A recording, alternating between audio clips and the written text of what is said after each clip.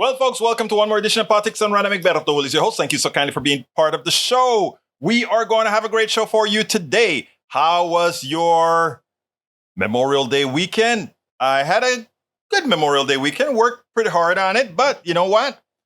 Got it done. Yesterday, I gave you guys 3 new segments, even though it was, I prepared it earlier on, but I hope you enjoyed it. I also played it this morning, particularly from Pedro Silva, because I thought that was a very solid conversation that we needed to have.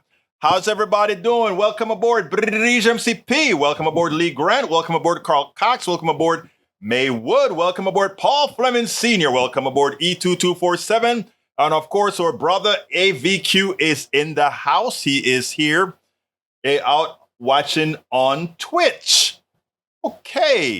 Okay, está bien, mi hermano mío. ¿Cómo estás todos? I trust everybody is happy and ready to go as I get all these good old things queued up. And you know what? I think I got it queued. Okay, what are we going to talk about today? We have a lot to talk about today. Specifically, I love what Ali Velshi did because he brought it on to himself, where he challenged John Kasich after he tried to come on to his program and do a whole lot of bloviation. And I used that as a bridge to really discuss some things that I think we must discuss where it comes to our economy. So I think that's going to be good. But also, the Republicans demanded that we got rid of the student loan provision of the in this bill. They tried everything to screw people around. Well, they had to negotiate. The president did. And there is in as much as the loan forgiveness is still there is a particular issue that we have to be concerned about. And it has to do with the pause in paying the bills. We're going to read that from Common Dreams pretty soon. Deb Denny is in the house. She says, somebody's already asked McCarthy to resign. Think they'll pass a budget, or will we default anyway? No, the budget is going to get passed, and he's not going anywhere. Look, some smarter heads are going to prevail. I don't like the deal that's being made, but let me just tell you, the Republicans are correct. Those guys in the Freedom Caucus, they are correct. For the things that they wanted and they passed in the bill, for all practical purposes, as the way they are going to see it, is that they got screwed. And, it's a little bit not quite that they got screwed, because they still got a few ounces of flesh, but they got really nothing. They really got nothing. After you review what's going on, they got nothing. But you know what? They got to stay with the nothing that they've got, because they don't have the power to do otherwise other than to say, we came to an agreement with the Biden administration, and if we can't get it passed, it would have been those guys on the Republican side now that will take the blame. All right? But anyway, the truth is that the Freedom Caucus is right. The Democrats are making believe as if, this really hurt us really bad and X, Y, Z and all that kind of stuff. The reality is, when I went over the provisions, I'm like, you know what? For what could have happened, this is kind of cool. So I don't have a problem. Now, let me tell you what we do have to do. And I wrote that this morning in one of the things that I in a blog that I wrote, and I'm gonna let me see if I can get to that blog so that I can read what I said in that blog, because I think it's important, right? Oh, Zapier, you posted. Okay, you posted. Anyway, what I wrote was the following. Was because I after I played this up, it says, a compromise as I write this has been reached but not voted on yet. When looked at in detail, President Biden won this round big. The purpose of this post is not to go through the bill. Suffice it to say, most of the compromises affected a few and were more minor than I expected. But the current state of his economic agenda is unchanged. Disregard the hype. More importantly, the debt ceiling debate will be dead for 2 years, well into the next administration. As such, it is incumbent on Americans to vote progressives during the 2024 primaries and to vote Democrats in large numbers in the general election. That is the solution to this problem. And I saw a typo that I need to go out there and fix. But remember, all folks that are both good independents, good Republicans, and good Democrats, nothing major change in the policies that we used to bring the country out of the depression that we were in after President Trump left office.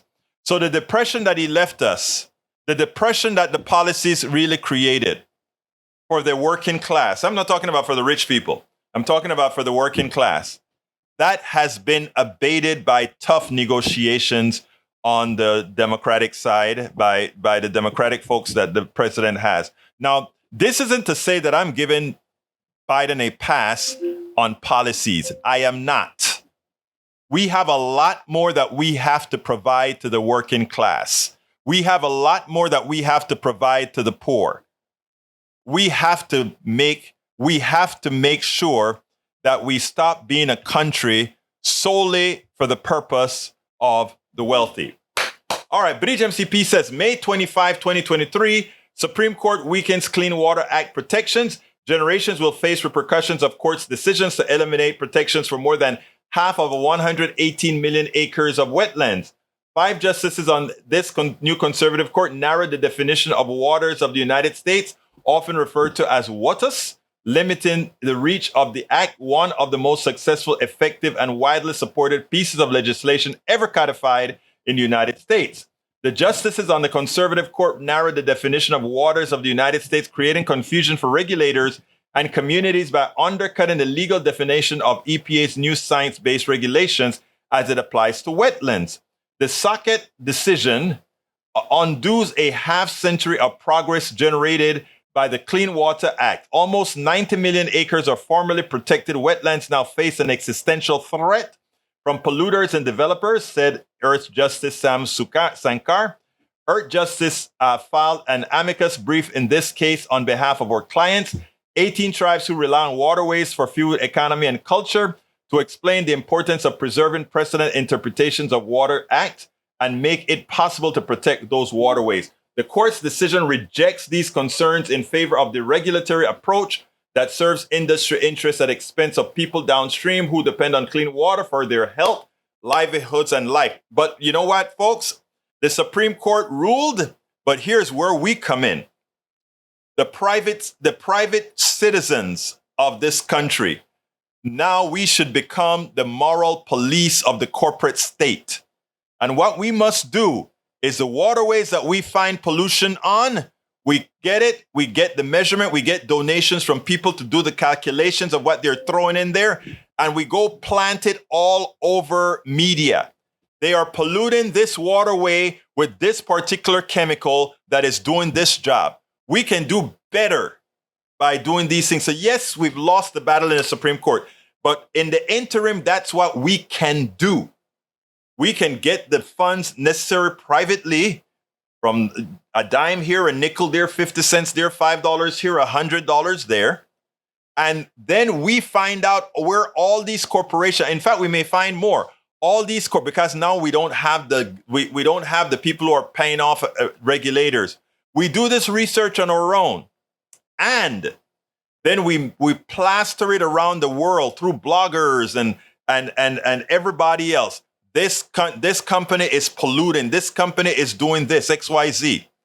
And in the interim, we force the hands of the politicians, and we make sure, again, in the primaries, to get all these progressives elected, the people who believe in clean water, the people who believe in clean food, the people who believe in the environment.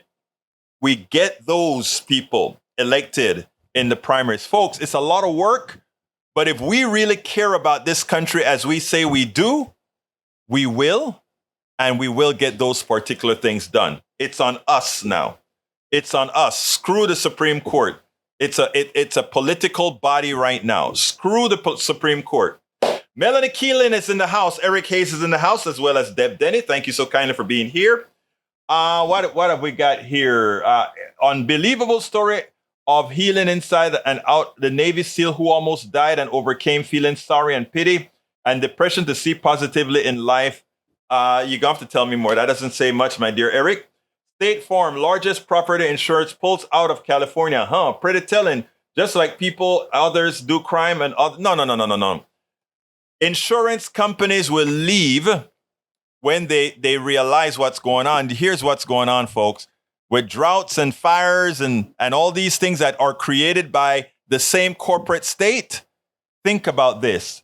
All these, have you taken a look at your homeowner's insurance recently and how much they're not covering anymore? Because as climate change changes, they want to increase it from 1% to 3%. How much of your house has to be damaged before they kick in? Folks, again, this is just the corporations do what corporations do, make a profit on your back. They ask you for insurance premiums, and whenever it reaches to the state that it's going to cost them, bye-bye. Bye-bye, we're gone. That isn't something to rejoice on, Eric. That is something that you should see exactly when we talk about the corporate state, what it's all about. All right, Eric also says, reason why our energy is so high.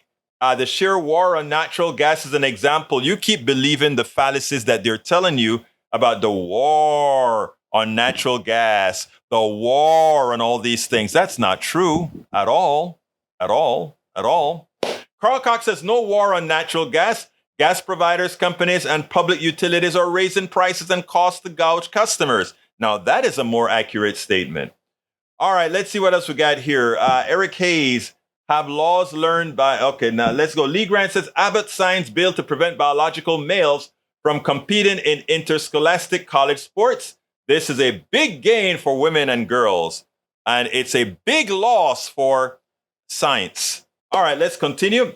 Eric Hayes, Egberto, your San Jacinto River is polluted by sand mines. That is one reason why we flood. Why aren't you bringing it up on your buddy Hidalgo? The sand mines, guess who run the sand mines? Take a look at who they support. Remember, before you point a finger, what's happening on the backside. Michael Rudden says, Lee Grant, are fairness in sports the only thing you care about when it comes to LGBTQ issues? If that's your only issue, you might find common ground. The problem being LGBTQ people are being attacked by the hateful, those on your side, over a whole swath of other concerns. Exactly. Bruce Pollard says, I am here. Welcome aboard, Bruce, to the program. Let's see what else we got here. Bridge MCP say, Egberto, talking about gas. My propane company mismarked the buried lines, and while digging for posts, we hit the line. Thank God we didn't hit that and a stone. Boom! I am so glad, my dear, beautiful Bridge MCP, that didn't occur. So let's go now to I think I only have one video actually for today, unless somebody has a TikTok they want me to see or whatever, but check this out. This is a piece that I told you about with Ali Velshi. I was so proud of Ali Velshi. There's only one minor thing I think he missed, in my humble opinion, that is.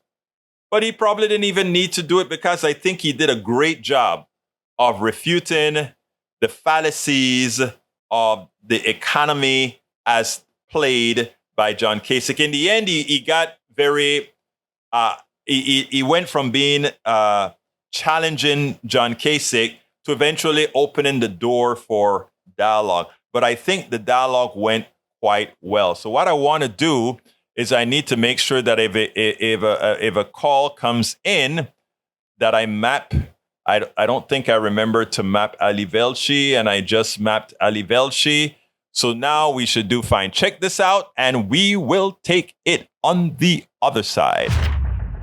Ali Velshi asked the pertinent question to the former Ohio governor.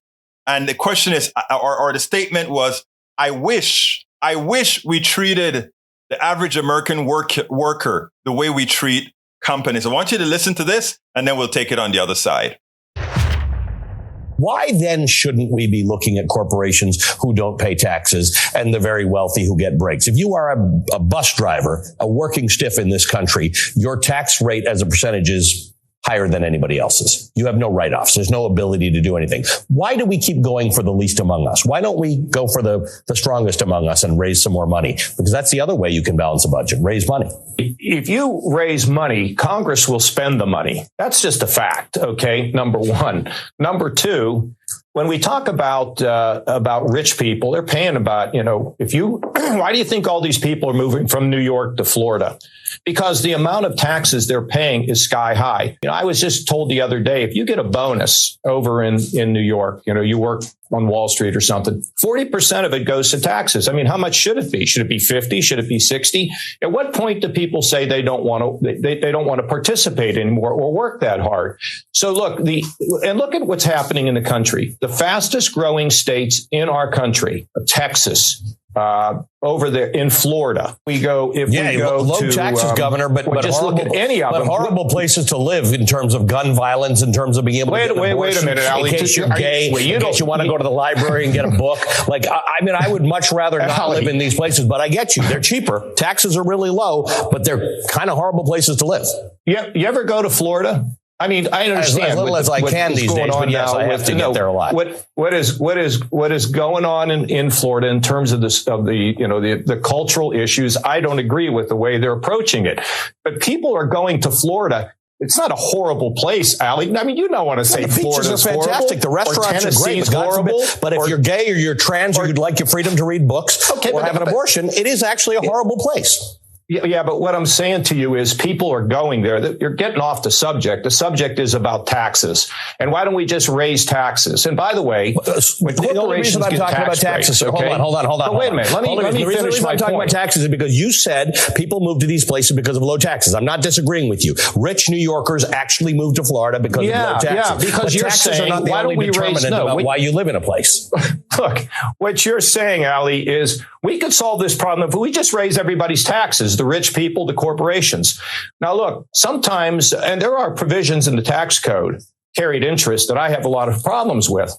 But part of the reason why corporations can do write-offs, can I finish, Ali? Can I finish my thought? Well, but you're dropping a lot of thoughts that require challenge, sir. I love having you on the show, and I love talking. You got a lot of experience. But you're saying a lot of things, and I've got to challenge you. Let me get the. I feel like I'm talking. Carried interest. I feel like I used to be at another place here. Can I finish my thought here? That's all I want to do. And you brought in carried interest. I'm just challenging you on it, sir. Ali, I don't think you really want to have a discussion here. I really want to have a discussion. You talked about taxes in Texas and Florida. Okay, then let me finish. You said there are horrible places to live. I don't agree with that. And this all came about because you said, why are we not raising taxes on corporations and on people? And I'm saying to you that when you raise taxes too high, you discourage people from doing what they want to do. And a lot of times they will leave to go to a place where they get a better reward for their hard work. Now, some corporations are able to take advantage of things like depreciation because that allows them to invest more. Look, the fact is we have this thing called the modern monetary theory, which is another theory. And now we've had sky high inflation because these policies don't work. So what I'm suggesting to you, Governor, is this: you also have to let me in. That's just not true. Modern monetary theory is not the reason we have inflation at all. So let's go back, because you were around when we got off the gold standard, right? You were around, and you remember people saying, if you get off the gold standard, the money will be worth nothing. I think Nixon took us off. I wasn't. All right, you were in the vicinity. Finish with the gold standard.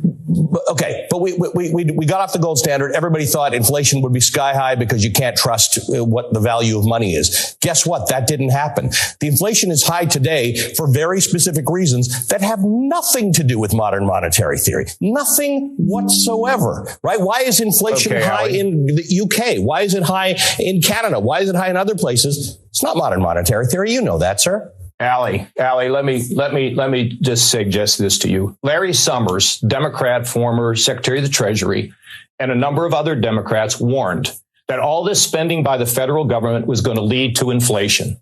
We have inflation in this country for basically two reasons. One, because we've been printing money to cover our debt. You have too many dollars chasing too few goods. There's a second reason, and that's the problem that's related to supply chains because of COVID.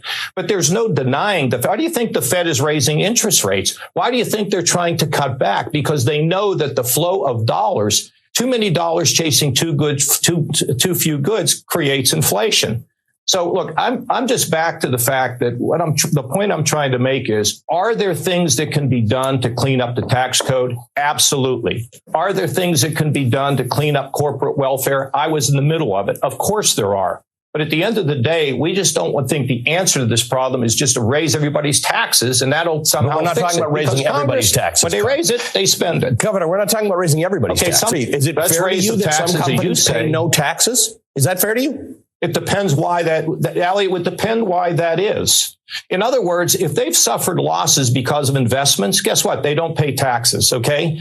If they make investments and they start depreciating their plant and their equipment, guess what? They get a tax break. You don't want to take that away. There's not people who study the economy that say we should take away accelerated depreciation, or they don't say, or amortization. So I just want to go back to our example, right? Back to our example of a working person who has a 401k who suffered losses because of their investments in the last year. They don't get to write that off. So working people do not get the privileges that companies get in this country. But companies are the ones that invest and create the jobs, Allie. And let me say another thing in regard to how working tax people do the jobs and they pay taxes. Yeah, and so people that run companies and create jobs, they should be rewarded for that. So if you say that people who create jobs, it's like we're having an economics lesson here today. But if you say, we are. If you say people who create jobs should be rewarded for that, I agree with that. Should people who do the jobs also be rewarded for that? Sure, they should. With the same tax benefits that the companies who hire them get? Well, I mean, like depreciation and amortization. I mean, that's apples and oranges. Ollie, we're not talking about even in the same universe here. When a company is able to invest in plant and equipment and create new machinery, they're allowed to depreciate that. That's good for everybody. That's good for the country. It's good for the workers. It's good for everybody. That's how we have economic growth. Right. So what we want to have is economic growth. I just wish we could treat people as, I just wish we could treat working people as well as we could treat companies. That's all I'm saying. Now, it drives me crazy with the taxes and not taxing, etc. You know, the former governor said, what do you want? The stockbrokers to go ahead and leave New York because of higher taxes? How much should they have to pay? And the reality is, as much as possible. Why? They're getting free money. Stockbrokers, they create nothing. That's the only part of this entire interview that I think Ali Velshi missed. He did it all perfectly, except that he missed to ask the guy, wait a minute, the workers who make the things are the ones who are creating wealth for everybody, and the stockbroker creates wealth out of an imaginary illusion of what companies are worth. There's no comparison. So if they have to pay more taxes, so what? Interesting enough, when Ali Velshi talks about why are people moving to Florida and Texas? Yeah, the wealthy people are moving to Florida and Texas. Guess what else about those wealthy people? They can afford to live in gated communities. They can afford helicopters to take them where they need to get so they don't have to go into the traffic, the bad traffic, the gun-laden streets that are there that the average worker has to go through because they don't want to pay taxes to give great infrastructure, to give great safety, etc. So yeah, it's a hellhole for the rest of the folks. But for those who have money, they can live in gated communities in a low tax area where they also get service from us all in their gated community. He attempted to talk about MMT. The governor was about to lie to America. MMT caused inflation, as was said by Katie Porter, Representative Katie Porter. She pointed out a fact that we should all be aware of. And what is that fact again? That fact is most of inflation was created by corporate greed, not the supply chain problem, not the problem of manufacturing overseas, which those issues are there as well.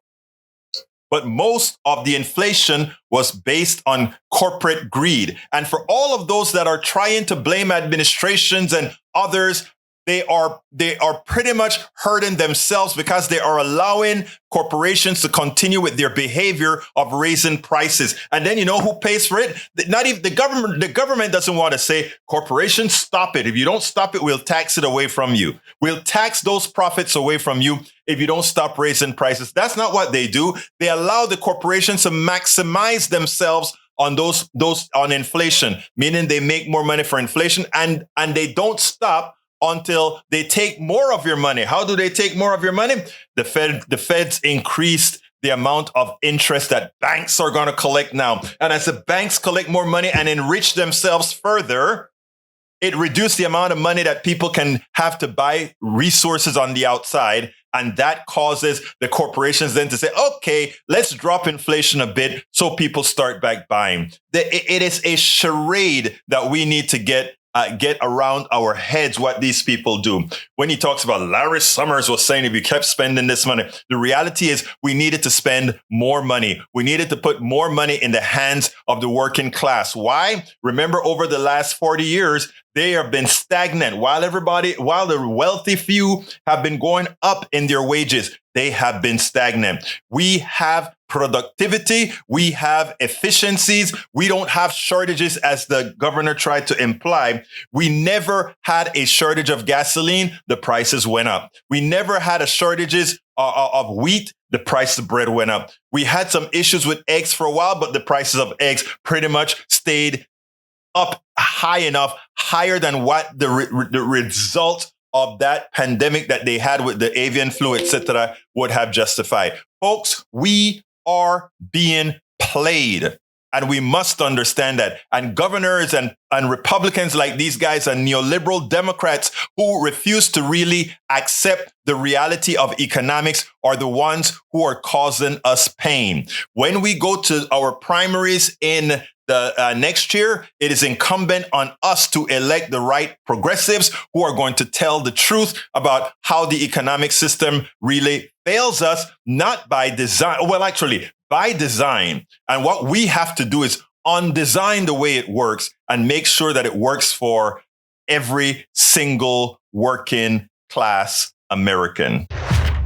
Absolutamente. So we have to make sure it works for every single American citizen. Okay, let's go back to the comments. Let's see what we got here. Michael Rodden says, what's the primary cause of inflation now? Greedflation, and he is absolutely correct. Corporate consolidation, prices among themselves, crushing competition, then increases the cost of their products and price gouging their customers, especially when people don't have any better alternatives. You hit the nail on the head, sir. Let's see. E2247 says, Breach, here is Sackett versus EPA SCUDA's opinion decided 25/25/2023. Okay. What else we got here? Breach, Michael Rudden says, what creates jobs? The demand for products. The way Republicans talk about job creators is an attempt to promote an economic myth.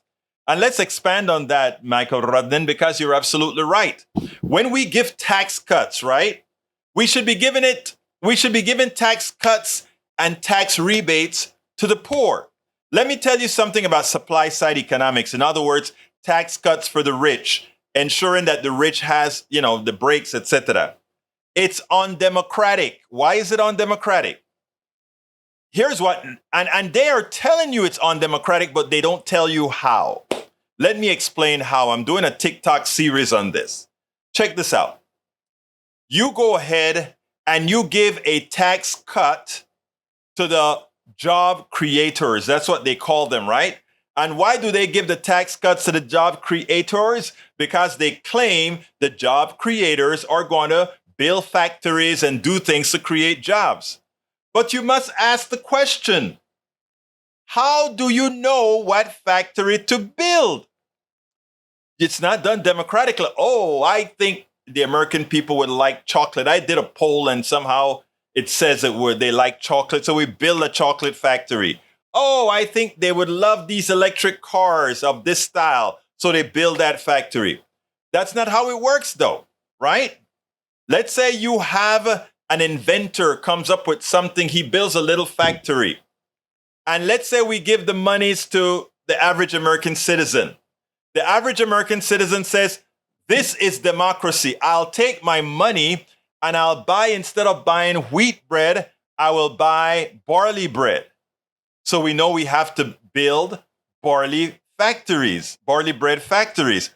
Oh, I'll take my money and I'll buy this electric car. So you know you have to build electric cars of this particular type. It's democracy. It is demand side economics, Keynesian economics, right? You put the money into the hands of the people who will spend it, and they tell you what factories you need to increase or what products you need to build more of based on what they claim they demand. It's democracy. Supply side economics is not democracy, it's fascism. It's saying, let's take the people's money and give it to the wealthy and let the wealthy decide what we want. Again, anti-democratic, but it isn't advertised that way. It's like the job creators, all of those were things that were created by wordsmithers, right? Word minters. They want to create that wordiology so that it seems like if you give your money freely to these charlatanes, that somehow they're going to build what you need. Let's remember that, folks. Let's remember that. All right. Michael Ronan also says, what creates jobs? Demand for products. The Republicans talk about job creators is an attempt to promote an economic myth. True. Carl Cox says, Governor Kasich is another corrupt lying member of the GOP. He wants more money for the bribes. Larry Summers, I know I spelled his name wrong, is a corrupt member of Wall Street. CEOs buys back stock. You're correct about Larry Summers as well. Egberto, the segment kind of ticked me off. I left a bunch of comments to read out. I think I'm reading your comments, brother. I think I am. Bridge MCP says, you think that's a lot of money depending on where they live and cost, and ones at high. Look, again, that is amazing. Thank you for catching that stuff there, Bridge MCP.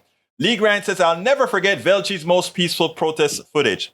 Yeah, I actually blogged about Velchi because it was a peaceful protest. There was one particular area that had some mess. And in fact, a lot of the violence was done by the police officers. In fact, Velshi got shot. And I covered that, right?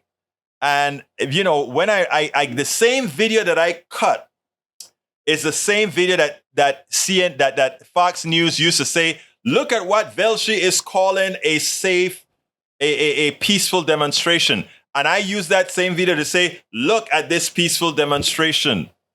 And Velshi sent me a text message, and he said, can you, when I didn't see the Fox News report, he said, can you believe Fox News is using this same video to attack me? And I'm like, well, man, let's promote this other video. Because the truth of the matter is, the truth will always set you free. Always. Anyhow, let's continue. Let's continue here with our great comments.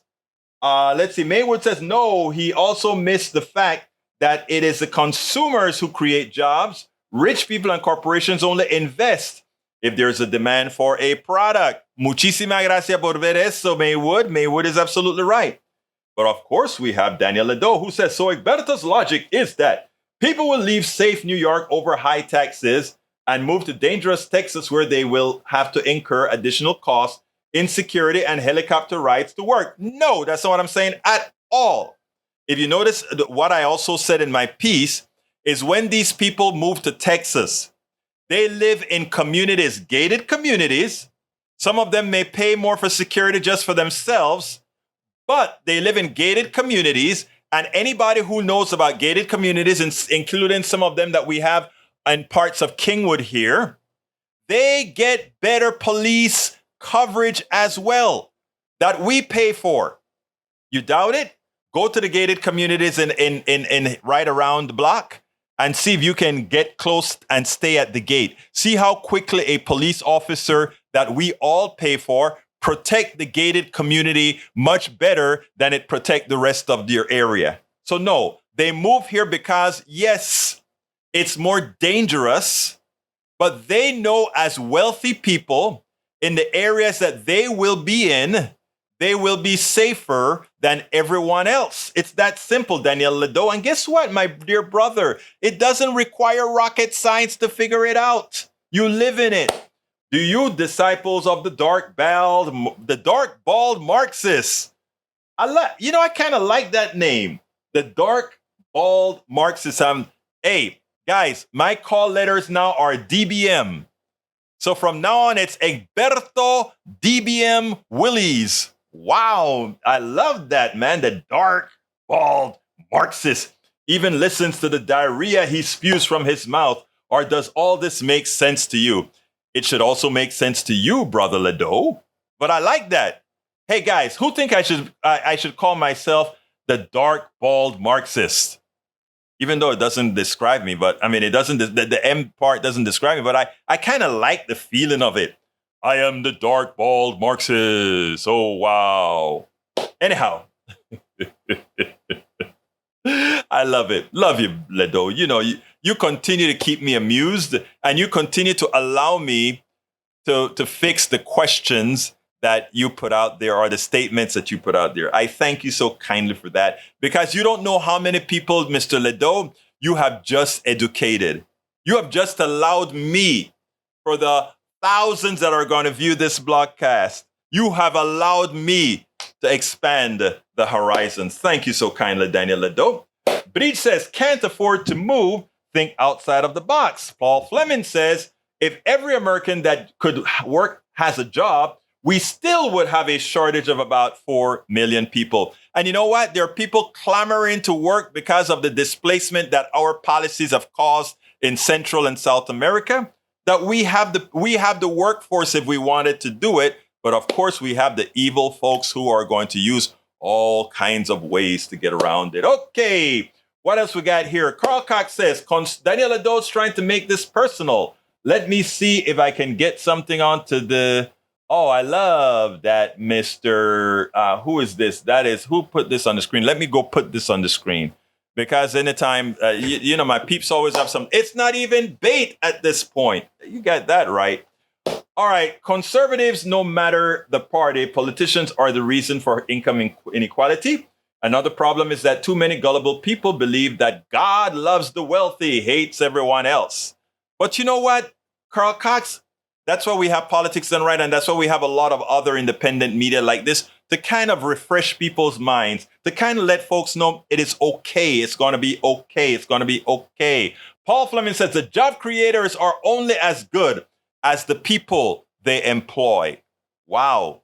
I need our brother in Michigan to write a poem about that. I haven't seen him this week. Where is he? Where is he? Well, I guess we'll see him at the 1st of June when we have our Ask Egberto Anything. Don't forget, folks, sign up for Ask Egberto Anything coming up on Saturday. Sign up for Ask Egberto Anything coming up on Saturday. Please, please do. Para ver dónde estamos. Bree says that is like saying thoughts and prayers after a mass shooting. Get more financial education. LOL. Let's say small businesses got burned down. Then what? Then what? They got burned down, right? Okay, let's see what else we have here. We have Michael Rudden says, if only conservatives would take a look at how much people are losing just from wage theft, then compare that amounts to all the losses from all the grievances they care about, the wage theft will outpace all their crap combined. Imagínate eso. Imagínate que eso es lo que está pasando. Imagínate eso. All right. All right, from E2247, we says primary Biden for the serious Democratic left. No vanity candidates nor party splitters need apply. Have Democratic Party primary debates. I would love to see those debates, actually. Bridge MCP says, Michael Rudden, if only conservatives would take a look at how much people are losing just from wage theft, then, I read that already. Sorry about that. All right. Michael Rudden says, Berto missed a couple, copy-pasted. If a corporation gets a lower tax rate, do they invest in things like research and development? So far, they haven't. They depend on us for that, too. That's a joke. Corporations that get lower taxes will do stock buybacks and huge CEO bonuses. The top tax should be 90%, the top marginal tax rate. I agree with that. Income earned over 10 million per year should be taxed at 90%, just like it used to be in the 1940s and 50s when we took off. A lot of people think that they're going to be making that kind of a money. You have been frozen out of that. You have to be invited. We don't live in a meritocracy. Check out the blog I did on meritocracy. We do not live in a meritocracy. I hope we start to learn that. Eric Brother Hayes says, I won't read that one because it's a private conversation. Carl Cox says, Larry Summers also stopped the naming of a consumer rights czar who would fight the vanishing middle class and poor. Summers, as a government policy advisor, worked at stealing money for himself. Bridge MCP says, thinking it came out of insurance. I hate no-fault insurance. Eric Hayes says, Egberto, Harris County patrols everywhere, and if you can live in a safer community, wouldn't you live there? Egberto, why do you live in Kingwood? I moved to Kingwood because at the time, it was getting ready for my daughter to go to school, and it had the best school system, and since I could then, I did. And everybody should have that opportunity, but I understand everybody does not. And I don't do activism for Egberto. I don't do activism for wealthy people, for poor. I do activism for everybody. For everybody, activism, because all of us have the inalienable right to have free access to success. And what we've done in America is to prevent the access to success of many. Okay? Again, we have to forget about being the individualists that we are and start looking out for everybody. I gave up personally, no, this is personal. I gave up the ability to make a ton of money to do this. You know why? Because empathy. Empathy. And there are lots of people who do this. Empathy. We understand. You know, when you close your eyes, you want to know that you're doing something to build society. This is worth more than anything else. Understanding that you're doing something positive for society. Breach doesn't, I think that no is from me using the call letters that Daniel Lado attempted to use on me. Breach, your wish is my command, girl. If you tell me no, girl, that's what I'm going to be. I'm going to say no to those letterings. I know where you're coming from, Breach. Lee Grant says there's a gated community nearby here in Southeast Texas. People get in and steal tires off parking lots. Yeah, you know, a thief. I mean, come on, man. If the corporations can steal as they do, why don't you think others can as well, right? Carl Cox says, Egberto, you can address me as your baldness. Okay, your baldness. I'm addressing you as your baldness. Bree says, Egberto Willies, DBP, dark, bold, progressive. I am a dark, bold, progressive. Okay, I like that. I like that, Bridge. I like that. So from now on, I am DBP. Remember, when you want to be kind to me, call me DBP. Named by who? Bridge MCP. And my brother, hermano mío, está aquí adentro, el señor. Saludos, mi gente. Politics done right. That is from Lou. You guys know Lou is my brother from, we grew up together and played in the band Los Dinamitas. We played salsa, we played soul, we played rock, we played everything. Those were the days. Lou still, whenever Lou gets a chance to beat a drum somewhere, a drum set or a tumba or a bongo or whatever, he's out there playing. That's my brother. Eric Hayes says, Rodnan, lots of people are losing lives and property and money via uninsured people. What do you think that is from? They can't afford the insurance, maybe? Most people? That's it. Okay, what else we got here? Carl Cox, Egberto, I will be your sidekick. What do you think? All right, you're my sidekick. I'm the dark, bald progressive, and you are your baldness. So the dark, bald progressive says, hi, your baldness. You know, I love you guys, man. You guys make doing the right thing worth it. Let me just tell you guys that. You guys make doing the right thing worth it. Okay, so what's the deal about the new law, right? Let's get there. Let's get there if I can. I forgot to pull it up. I forgot. It's at Common Dreams. Important. And I hope I don't lose it. So let's go ahead and find, what was it about again? The debt student. Let's see if I found student debt provision. There we go. This is what I want to talk about now. Student debt provision in Biden GOP deal could be catastrophic, campaigners warn. What if payments begin and millions, literally millions of people default on their debt? The debt collective asks. What if seniors get their Social Security checks garnished en masse? House Republicans weren't ultimately able to include a full repeal of President Joe Biden's pending student debt cancellation plan in the new debt ceiling agreement. But they did reach a deal. They did reach a deal with the Biden White House to insert a provision that campaigners say could be devastating for millions of borrowers across the country. You see, they had to give the guy a sound bite. The problem is a sound bite they gave to Kevin McCarthy could be a problem. And here it goes. Tucked in the 99-page legislation that Congress could vote on this week is the language prohibiting the education secretary from using any authority to implement an extension of the federal student loan repayment pause, which remains in place as the U.S. Supreme Court considers a pair of legal challenges to the Biden administration debt relief. If passed, the repayment pause enacted early in the COVID-19 pandemic and extended 8 times, saving borrowers hundreds of billions of dollars in payments and interest, would be terminated 60 days after June 30, 2023, unless another extension is expressly authorized by Congress. And that's the problem. Expressly authorized by Congress. So that's the deal they made if the Supreme Court doesn't come back in 60 days, which it's unlikely to do. So it turns out that some kids are going to default on these loans. And what I tell them is, look, default on the confounded loans, elect progressives, and it will be forgiven when they come into office.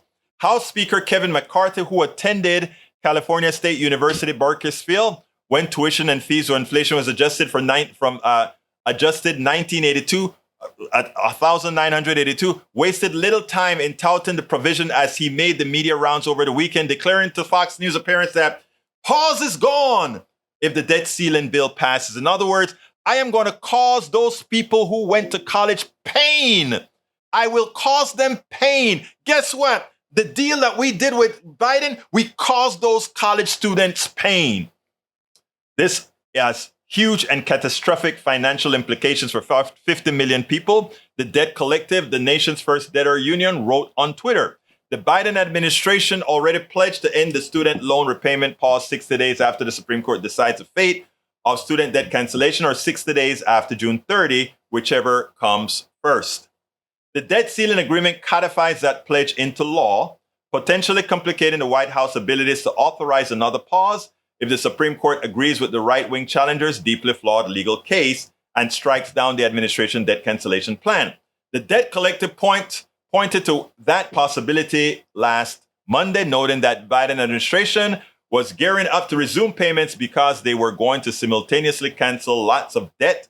20 million accounts zeroed out. 20 million accounts zeroed out. Because of COVID impact, the Biden administration said returning to repayment needed to be coupled with relief. If SCOTUS rules debt relief is legal, Biden can say he took action on student debt, the second largest household debt in the country. The problem is we don't know what SCOTUS will rule, the Supreme Court of the United States. The problem is we don't know.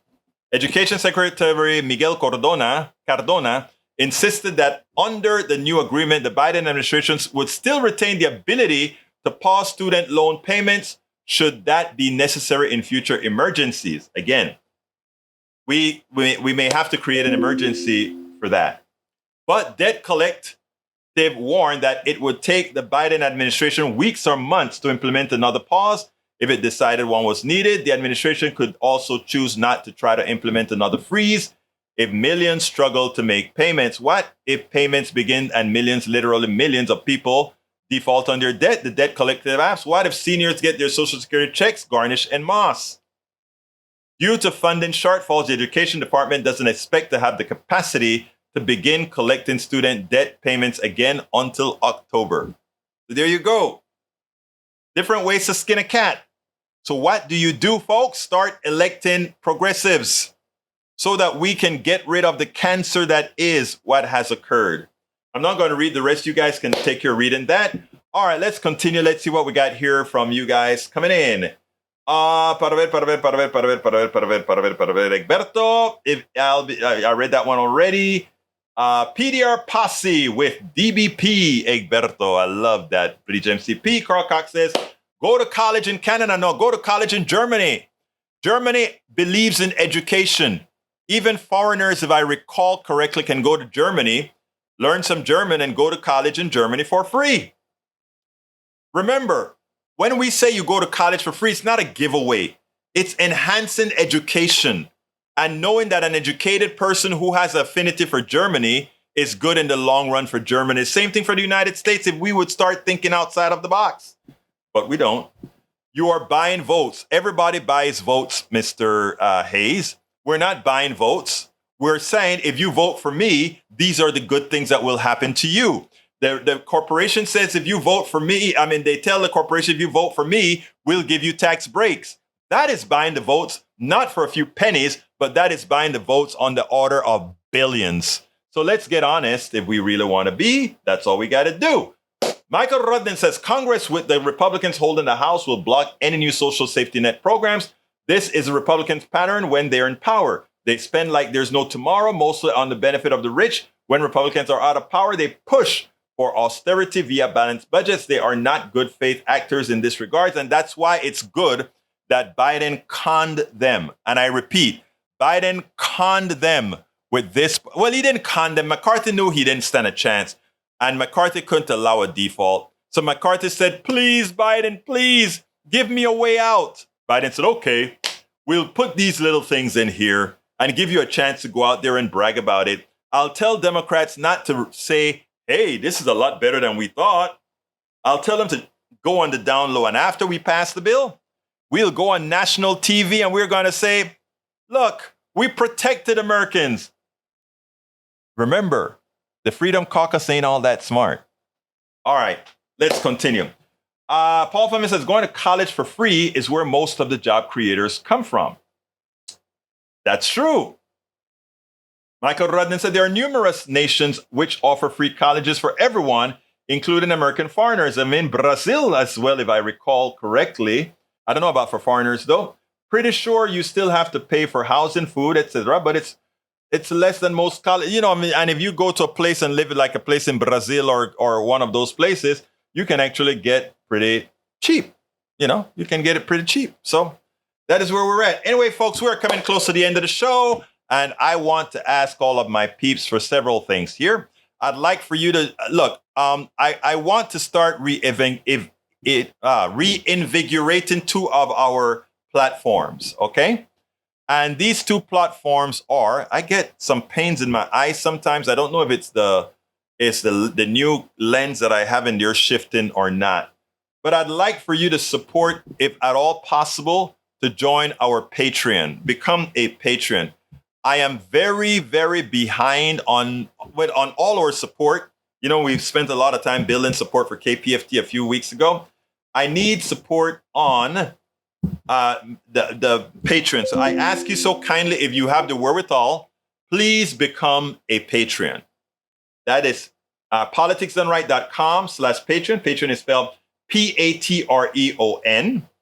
Alternative, if you want to give like a one-time contribution to the show, or even maybe do so on a regular basis, consider giving at politicsdoneright.com/PayPal. politicsdoneright.com/PayPal. If you're on YouTube, just click that join button. Become a supporter over YouTube. Become a part of the Politics Done Right PDR posse there.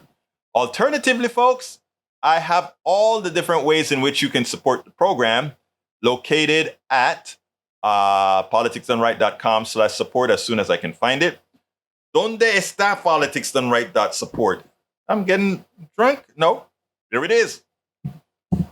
go to politicsdoneright.com/support, and it has all the different ways in which you can support our program. We do need your support. We do need the consistency. And by the way, thank you, Senor Rudnin, for reminding everybody. I have to promote this some more. Please support our trip to Chicago, Netroots Nation. Anybody who supports our project, Netroots Nation in Chicago, anybody who supports us, you will automatically be a producer and supporter on every video. Every video will show your name as a supporter/producer of the program. Additionally, the first 35 supporters of the project the first 20 supporters at $35 or more will also get my book. It's worth it. How to Talk to Your Right-Wing Relative Friends and Neighbors, signed along with a bumper sticker, Politics Done Right bumper sticker, as well as the book. I will mail that to you, signed, sealed, and delivered. So, hey, Lee Grant, you should be getting one of my books, Lee Grant, because you're a good conservative dude. Likewise, if those who give $100 or more, they also get a page on the website. Those who give $200 or more also get a T-shirt, a embroidered T-shirt, and of course you get the book as well. Anybody, you get the book as well, all that good stuff. So I ask you so kindly to support us however you can. Thank you, Paul Fleming, for being here. You say you'll catch me tomorrow. Thank you, Michael Rudden, for being here. You'll catch me tomorrow. Thank you all for being here. Roberto said something. I just saw a message from Roberto. What did he say? Para ver. He said, Egberto, that will not happen here in America of education being free. Ain't nothing free in the USA. It always tied to something else of a fee. I hear you, brother. I hear you. But we can change it if we elect progressives. And it's not free. It is an investment. It is not free. It's an investment. So, folks, again, I'm going to put two more links up there. One more time, I'm going to ask you, please support us however you can. Go to our support link, politicsdoneright.com/support, or support our trip to Chicago. Politics Done Right, or rather, that is I can't say that link. That link is right there. I probably should create a link for that. I'll probably create one for that later on so that I can just put it in something that everybody can see. Anyway, I got to get out of here. My name is Egberto Willies. This is Politics Done Right, and you guys know how I end this, baby. I am what? Adios. Out. We spend a lot of time deconstructing the news, trying to parse it into a form that everybody can understand. We try to find those little nitpicks where it flies above the fray, etc. If you really like these videos that we do, I want to ask a big favor. Please go ahead, number one, subscribe to our channel, and number two, please join if you can. Thank you so kindly for watching. Keep watching. Please remember to share. We must populate the entire internet with our progressive message, a message that we know is what most Americans say that they want. So help us, please join.